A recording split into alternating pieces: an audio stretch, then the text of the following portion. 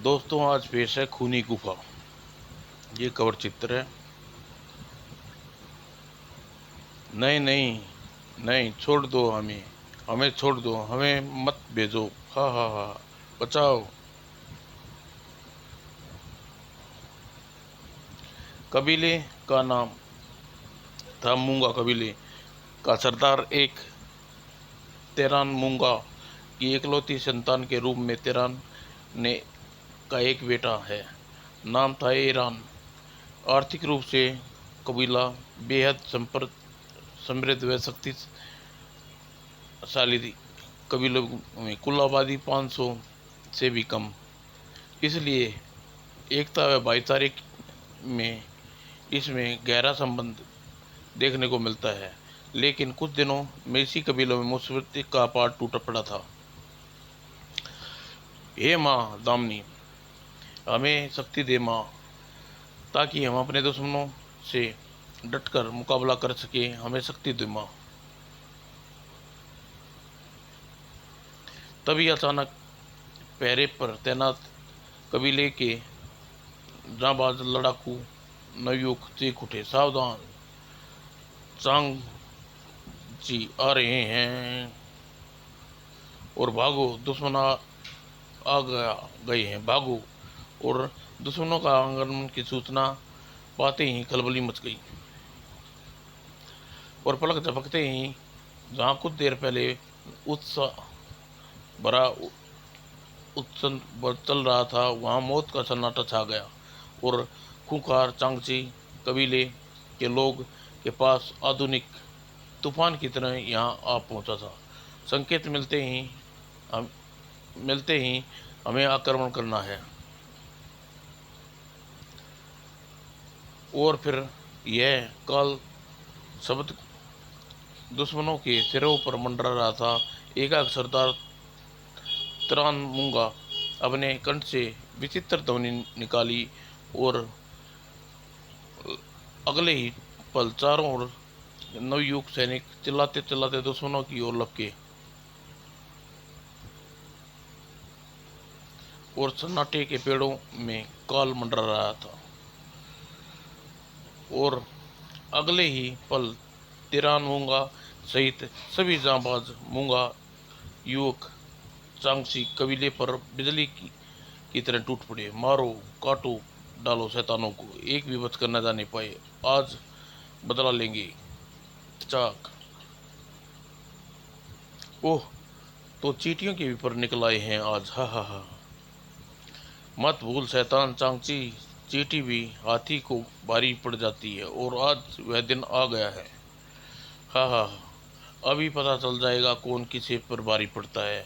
हम आज हम तुम्हें जिंदा बचकर नहीं जाने देंगे शैतान। खचाक खचाक। और चांगची के तिरानमुंगा के कबीले के यह युद्ध आखिर समय तक नहीं चला, अधिक समय तक नहीं चला। सरदार, हमने उसका एक आदमी पकड़ लिया है। ओह, रुक जाओ शैतान चांगची, काया डरपोक। खचाक। परंतु तेरान के चीखने चलाने का कोई शैतान चांगची पर कोई प्रभाव न पड़ा और आंधी तूफान की तरह सामान धूल उड़ाता हुआ गायब हो गया। वो वे लोग हमारे एक आदमी को ले जाने में सफल हो गए पिताजी। हमारी सारी तैयारी धरी की धरी रह गई। हम उसे अपना आदमी ले जाने से नहीं रोक पाए। इस प्रकार आखिर कब तक चलेगा? इस तरह अगर हम शैतान एक एक करके हमारे कबीले के लोगों को अपहरण करते रहे तो वे लोग कबीले को वीरान हो जाएगा। लेकिन हम मुट्ठी भर लोग कर भी कह सकते हैं। चांगची कबीले का मुकाबला करना हम सब के बूते से बाहर की बात है। काश हमें किसी दूसरी कबीले की मदद मिल प्राप्त हो जाती, जिसकी सहायता से हम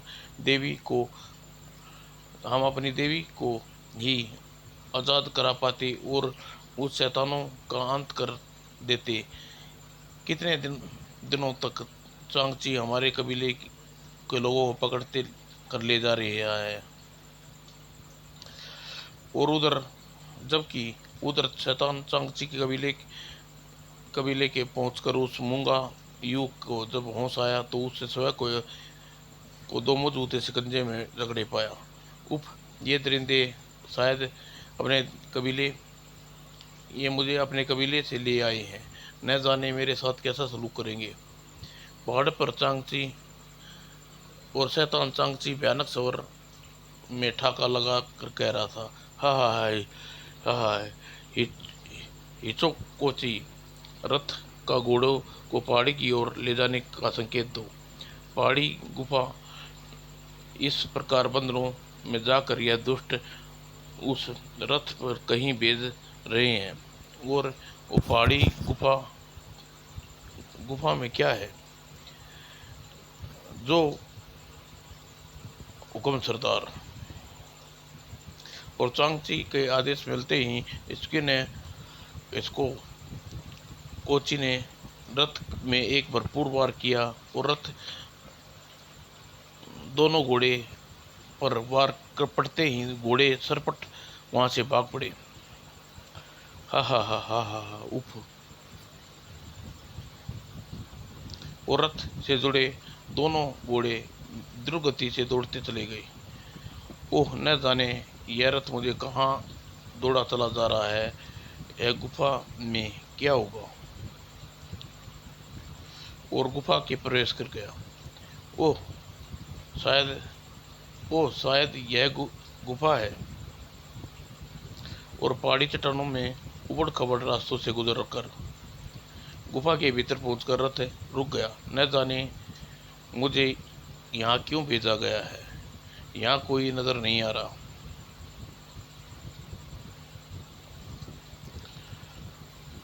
और ठीक उसी पल वातावरण में पंख फड़फड़ाने का स्वर गूंजा और मूंगा युवक ने जैसे ही आवाज की दशा में देखा, एक कंठ से भयंकर चीख निकल गई। नहीं, कटीले पंखों वाला विचित्र पक्षी, ओह, यह मुझे खा जाएगा।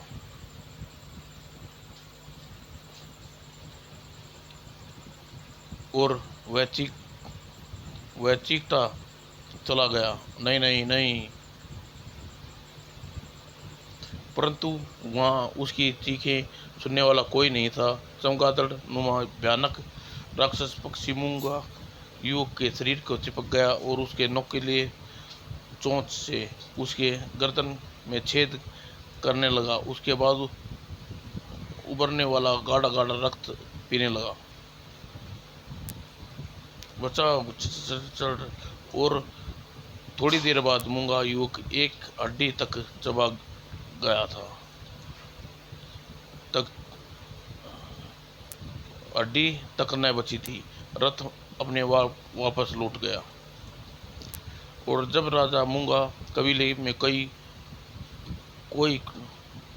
कोस दूर आदित्य नगर के राजमहल में के शयन कक्ष में राजा आदित्यपाल अपने स्वर्ण पलंग पर बुरी तरह तड़प रहा था। आह आह।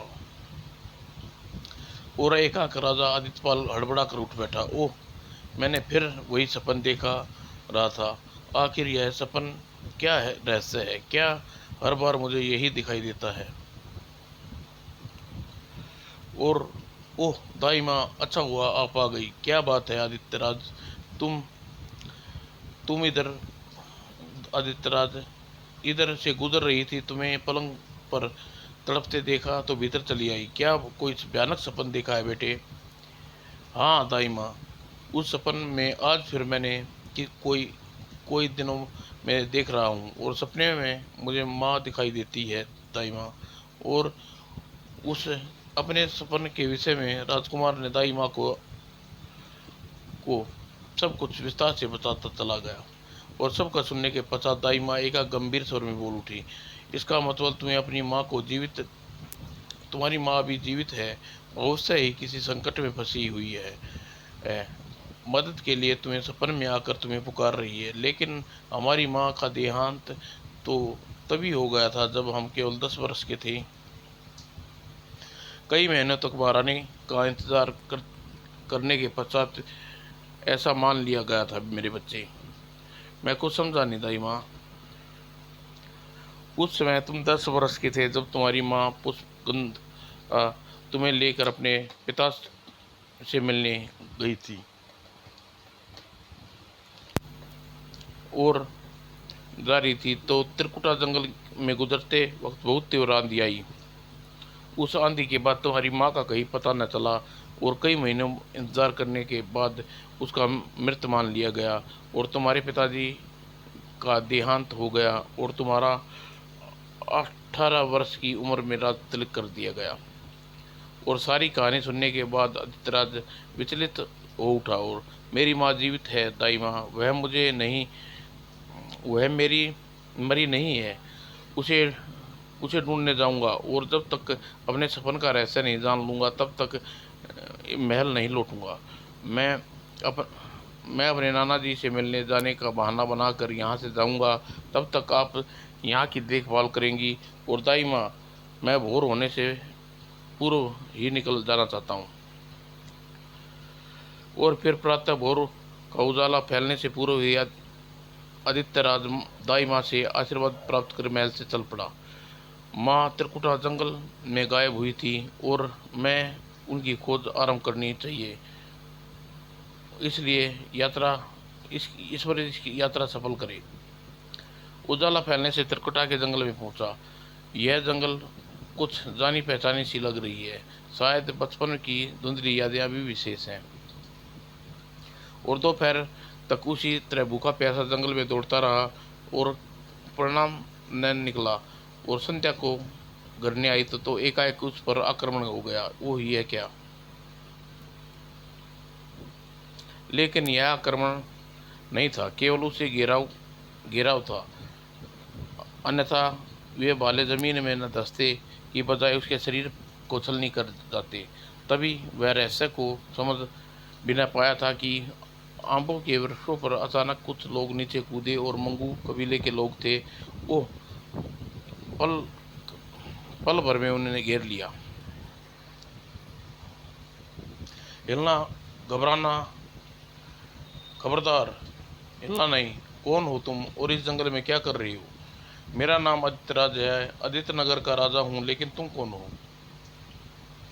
तुम्हारे इस प्रश्न का अवसर हम उत्तर नहीं देंगे, नहीं, हमारे पिताजी देंगे। तुम्हें मूंगा कबीले के सरदार देंगे। हमारे साथ चलना होगा, एक दोस्त की हैसियत के साथ। और उस वक्त जब अच्छी तरह सोचने समझने के पश्चात राजा आदित्य ने उनके साथ चलने का फैसला कर लिया। ठीक उसी वक्त मूंगा कबीले वासियों ने पुन चेहरे पर पहरा चांगली कहर बरपा रहा था।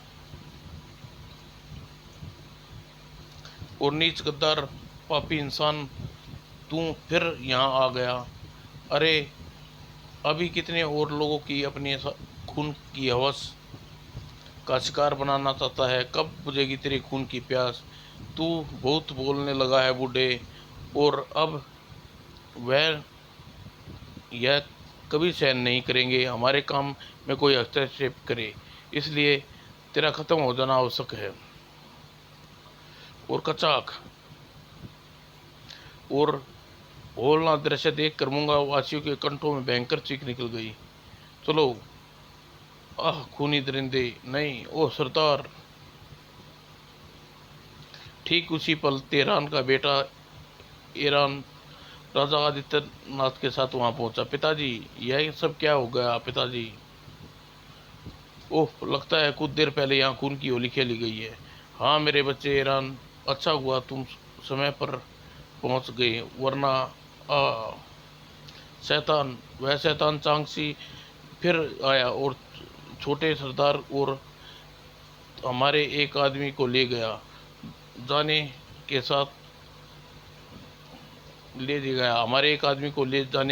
के साथ उस दरिंदे ने सरदार को यह हालत कर दी है। चांगची कबीले नीच इंसान इसी पल अपनी बची खुची जिंदगी के क्षण गिनना शुरू कर दे। मैं सिर दी तेरी मौत बनकर।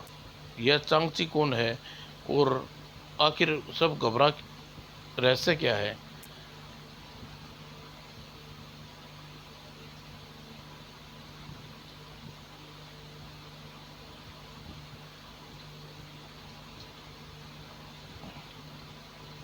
यह आखिर कौन है?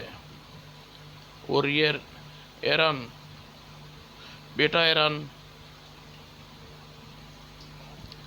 ईरान ने तुरंत राजा आदित्यपाल का परिचय कर दिया।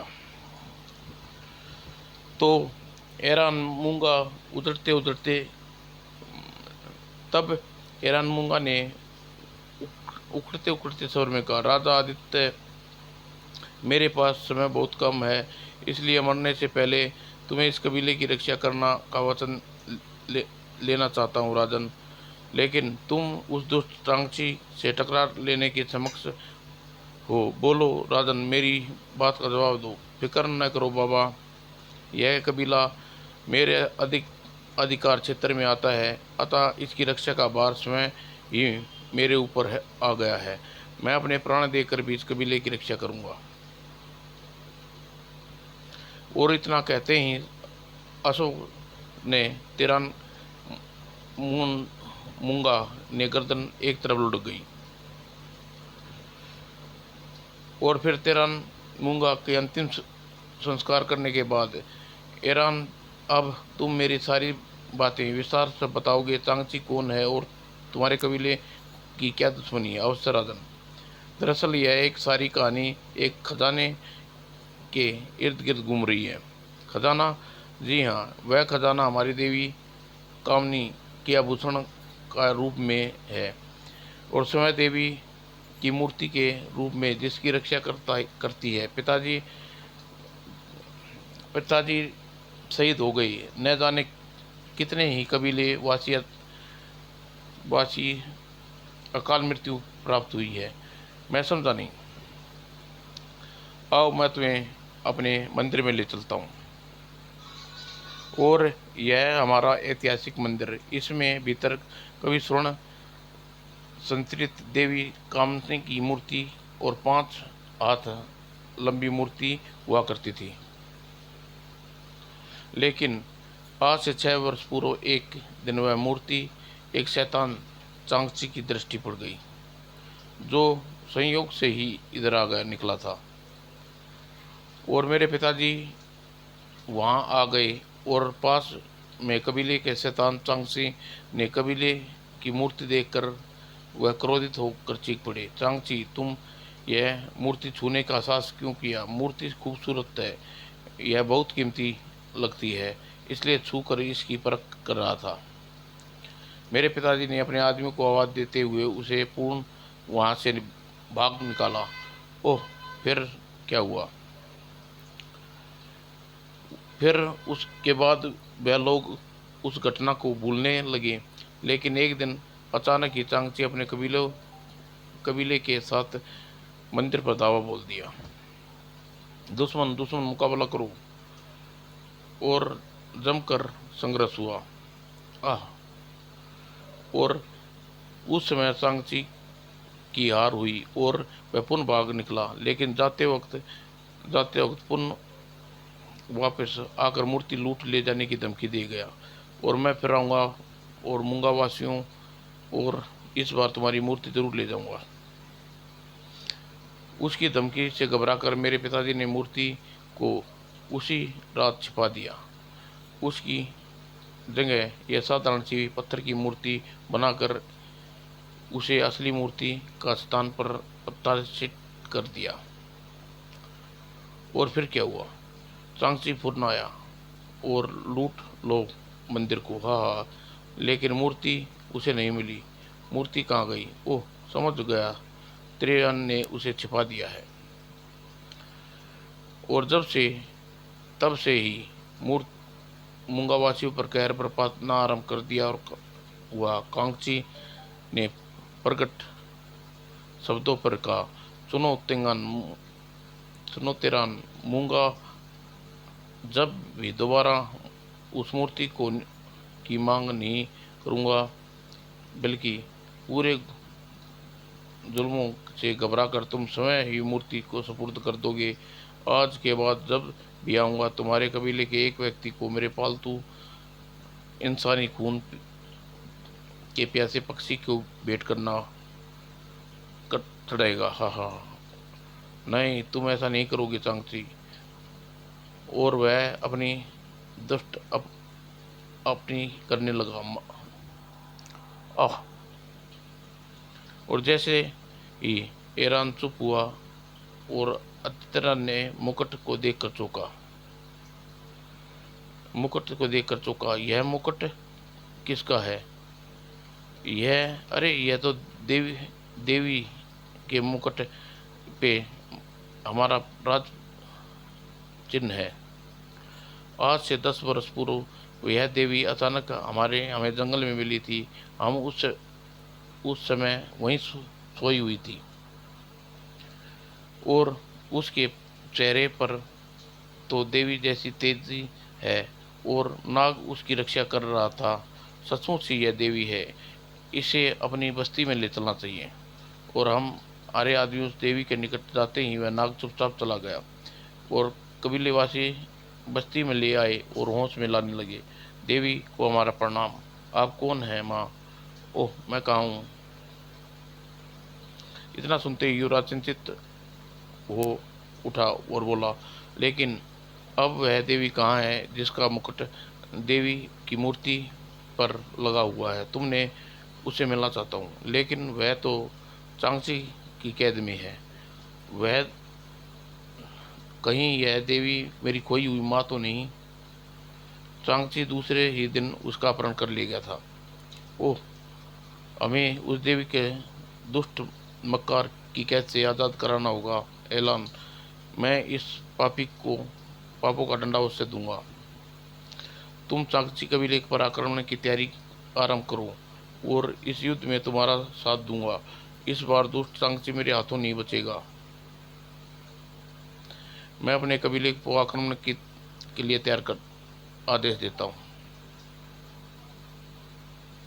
और अगले दिन आदित्यराज के नेतृत्व में मूंगा कबीले के लोग चांगची कबीले की ओर प्रस्थान किया। आदित्यराज जिंदाबाद, देवी कामनी की जय हो और तिरान जिंदाबाद। और उधर चांगचीगढ़ के तहखाने में था। उधर जबकि मूंगा कबीले की देवी चीख चीख कर कह रही थी, दुष्ट नीच पापी, तू फिर आ गया अपनी मनुष्य सूरत दिखाने। तुझे नफरत करती हूँ, थूकती हूँ तेरे मुंह पर। आग थू।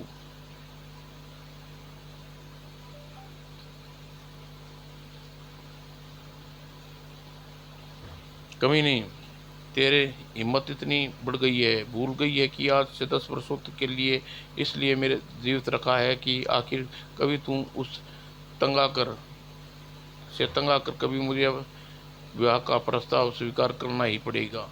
और उस दिन मैं तुझे खूनी गुफा में यह सोचकर लौटा लाया था कि शायद तू मुझसे शादी करना कबूल कर लेगी, लेकिन अब मैं और इंतजार नहीं करूँगा। आज ही तुझे खूनी गुफा में अवश्य भेजूँगा, जहाँ पर गुफा का दैत्य तुझे टुकड़े टुकड़े कर कर खा जाएगा। नहीं नहीं, हमें यहाँ से नहीं नहीं, हमें यहाँ मत भेजना। उप नहीं। लेकिन चांगसी ने उस करुण चीख पुकार का कोई असर नहीं हुआ। वह देवी के साथ रथ पर कुंडल में बांध दिया। नहीं नहीं, हमें वहाँ मत भेजो, हमें छोड़ दो, हाँ बचाओ। इच्छो की घोड़ों की गुफा में जाने का संकेत दो, जो हुक्म। और दूसरे ही पल घोड़े सरपट गुफा की ओर भागे। ठीक उसी समय आदित्यराज ने मूंगा कबीले के लोगों पर आक्रमण कर दिया और तभी ईरान की दृष्टि चांगसी पर पड़ी, जो भागने की फिराक में था। ईरान ने अपना घोड़ा लाकर उसके सामने पहुंचा और गुर्राया, एक चांगची, तेरा खेल खत्म हो गया, अब तू मरेगा। ठहरो ईरान, इससे पहले देवी का पता पूछो। ओह, बोल कमीने, हमारी देवी माँ कहाँ छिपाया है? तुम्हारी देवी माँ अब तुम्हें नहीं मिल सकती। मैंने उसे खुखार पक्षी के शिकार करने के लिए खूनी गुफा में भेज दिया है। और अचानक चांगची भयानक ढंग से हंस पड़ा और फिर बोला, उसे तुम बचा नहीं सकते ईरान। वह खूनी गुफा कि अपनी और मौत और बढ़ रही है। हाँ। और इतना सुनते ही ईरान ने क्रोधित तलवार के एक बार में चांगची की गर्दन अलग कर दी और चांगची के गढ़ में अतिराज का अधिकांश अधिकार हो चुका था और चांगची सभी लोग मारे जा चुके थे। हमें सिर दी खूनी गुफा के ऊपर चलना होगा, मेरे पीछे आओ अतिराज। और फिर दोनों तेजी से दौड़े। ईरान, घबराओ नहीं, वह गुफा तक पहुंचने का सबसे छोटा रास्ता है। और वह गुफा और ईरान, शायद वह देवी की चीख है। और तभी मूंगा कबीले की देवी भयानक पक्षी को देखकर चीख पड़ी और इससे पहले पूर्व वह पक्षी अपना पंजा लिपट पाता एक बिजली सी चिमकी और चीख कर कार करता हुआ अपने आक्रमण आदित्य वार झपट पड़ा और मंगल की तलवार का वार उस आदित्य की गर्दन धड़ से अलग कर दी। और फिर ओह, तुमने मुझे बचा लिया ऐलान, और उस दुष्ट चांगची का को मार दिया। देवी माँ, यह सब आदित्य नगर के राजा के कारण हुआ है। ओह राजकुमार आदित्य, मेरा बेटा बेटा, मैं तेरी माँ हूँ, मेरे पास आओ। ओह, हमारी देवी राजकुमार की खोई हुई माँ है। और फिर आदित्य राज को गर्दन अपनी माँ के गले लग गया। उस मूर्ति और वह मूर्ति मंदिर में तहखाने में थी जिसके ईरान और बाहर निकाला लिया और फिर से रानी के हाथों उसकी स्थापना की। रानी पुष्पगंधा जिंदाबाद। और आदित्य नगर लौटने के पश्चात आदित्य राज ने अपने कबीले की सुरक्षा का भार अपने ऊपर ले लिया। समाप्त दोस्तों।